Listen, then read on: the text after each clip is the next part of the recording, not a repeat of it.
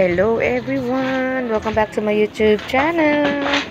For today's video guys, nagtanim po ulit tayo ng halaman. Ayan. Yan po yung halaman na nabili ko noong ako po ay nagtinda sa Pure Foods. Ayan. Yung halaman na yan. Palmera. And then, yung pong halaman na binigay sa akin ni Mama Donna ay nilagay ko po sa isang paso na may lupa kasi po unti-unti pong namamatay ang kanyang dahon kahit araw-araw kong pinapalitan yung tubig nung base. Ayan. So, inilipat ko na rin po sa isang paso kaya para po mabuhay at maisalba yung halaman. Sayang naman po. So, ayan mga kaibigan, samahan niyo po ako sa aking pagtatanim. Maraming salamat sa panonood nyo. Maraming salamat din po sa lahat ng nagpa-member sa channel ni Ate Roxy. Thank you so much everyone for your membership. And thank you po sa lahat ng viewers, silent viewers, subscribers, and then sa mga hindi pa po nakakapag-subscribe, i-like nyo lang po ang ating video, panoorin po ng 3 minutes and above, and then wag nyo pong kalimutang mag-iwan ng comment. Ayan, don't forget to leave a comment. So para malaman ko na nanood po kayo sa ating video. So ayan mga kaibigan, maraming salamat po. Tanggalin na natin ang plastic ng ating halaman para mailipat na natin sa ating paso. Ayan mga kaibigan. So, 3 po yung ating ililipat ngayong araw na to. Kaya yan mga kaibigan. Inuna ko na tong palmera. Ayan. Para makahinga naman siya ng maayos. Nandun kasi siya sa isang plastic na itim. So, ayan. Ang ganda niya tingnan pag naililipat sa paso mga kaibigan. Ayan po. Mag-enjoy po kayo sa panonood. So, ayan na mga kaibigan. Haplos ko pa ang mga dahon ng ating palmera. So, ayan mga kaibigan. Ayan, hinaplos ko ng pagmamahal yung ating palmera para siya ay lumago. Ayan mga kaibigan. So, naka 1 point na po tayo. Ayan, dagdagan natin ng lupa para siya ay mapuno yung ating paso. So, ayan mga kaibigan. Thank you sa panonood nyo.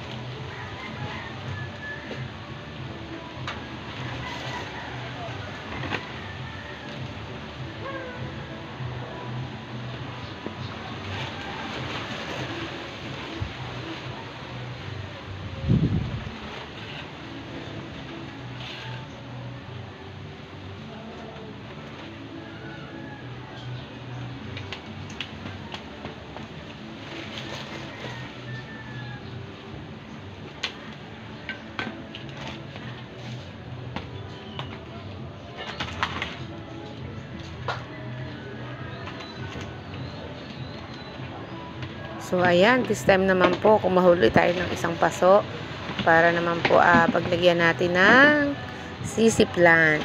Ayan, nilagyan ko po ng lupa yung ating paso para pagtataniman ng ating sisi plant o yung tinatawag nating welcome plant, money plant. Ayan, mga kaibigan, salin muna natin yung lupa.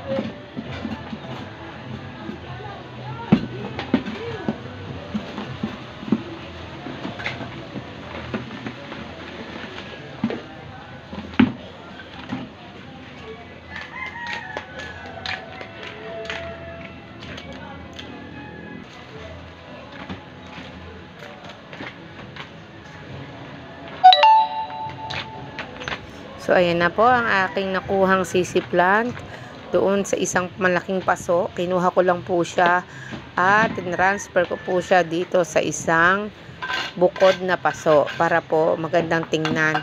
Kasi doon sa isang malaking paso, nagsisiksikan na po sila.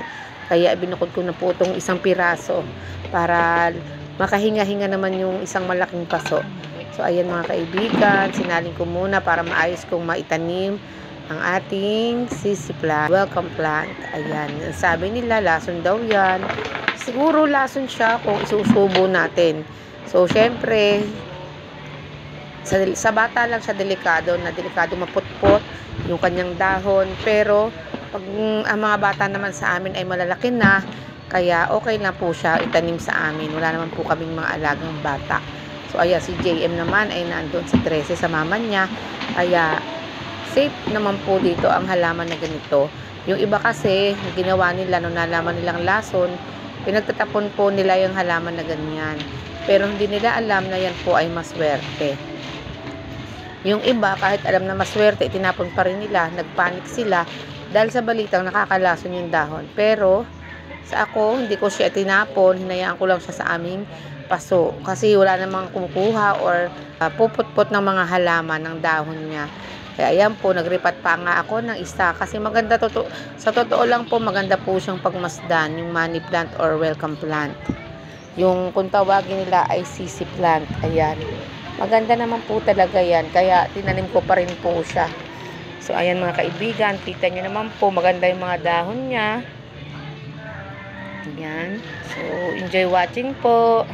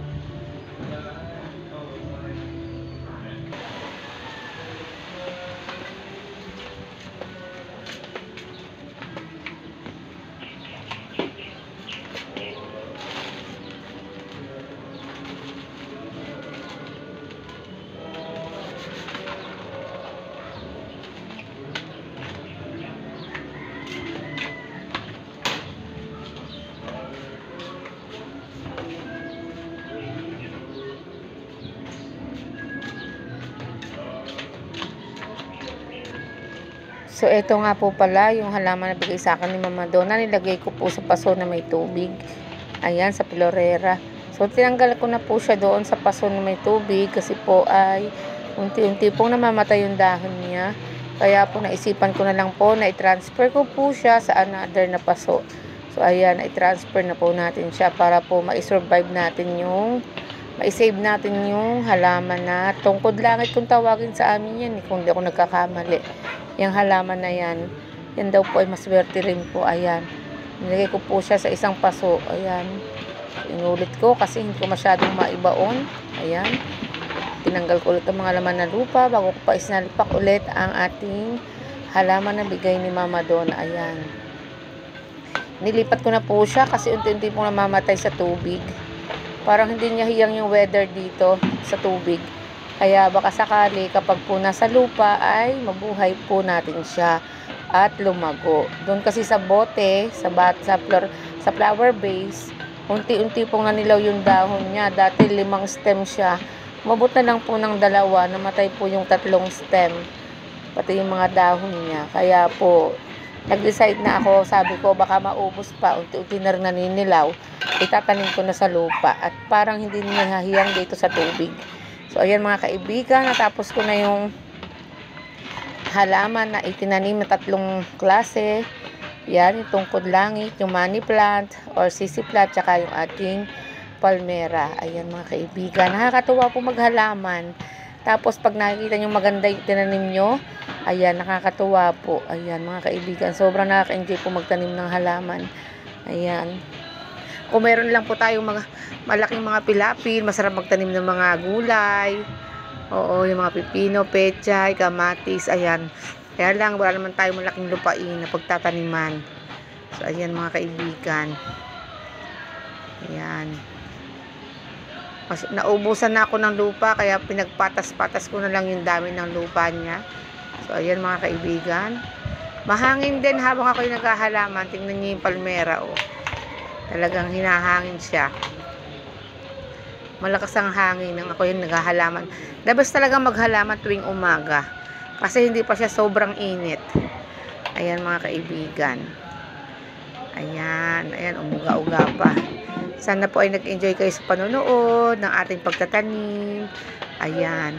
Diyan sa bottle naman ay ilalagay natin dyan yung potos. Potos na halaman na hiningi ko doon sa 13 sa kapatid ko, kala Regine. Ayan. Nandun po, nilagay ko po doon sa flower base. Hindi na yan mga kaibigan. I-arrange na natin yan. Saan ko kaya yan ipupwesto.